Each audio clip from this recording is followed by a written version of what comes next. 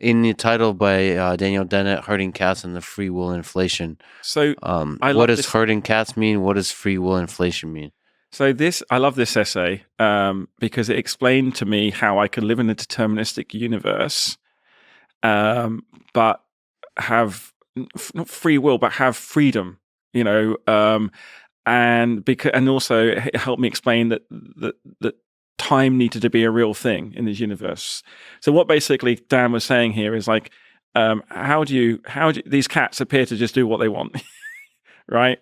And if you live in a deterministic universe, why do the cats do these things?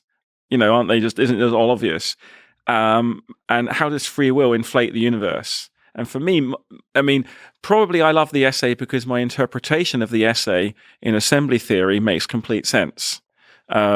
Because you need an expanding universe in assembly theory to create novelty that you search for, that then when you find something interesting and you keep doing it because it's cool and it gives you an advantage, then it appears in the past to be a goal. So what does in assembly theory the expansion of the universe look like?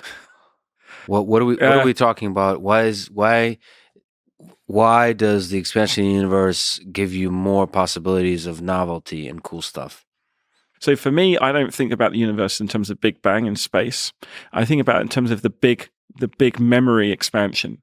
That you only have the ability to store one bit of information, so then you can't do very much. So what the universe has been doing since forever, it's been creating more. It's been increasing the size of its RAM. Okay, so it's like 1 megabyte, 2 megabyte, 3 megabyte, 4 megabytes, all the way up. And so the more RAM you have, the more you can remember about the past, which allows you to do cooler things in the future. So if you can remember how to launch a rocket, then you might be able to imagine how to land a rocket and then relaunch, reland, and carry on. And so you're able to expand the space and remember the past. And so that's why I think it's very important. But not a perfect memory. It's an interesting question whether there's some forgetting that happens and might increase. Is the expansion of the forgetting at some point accelerate faster than the remembering?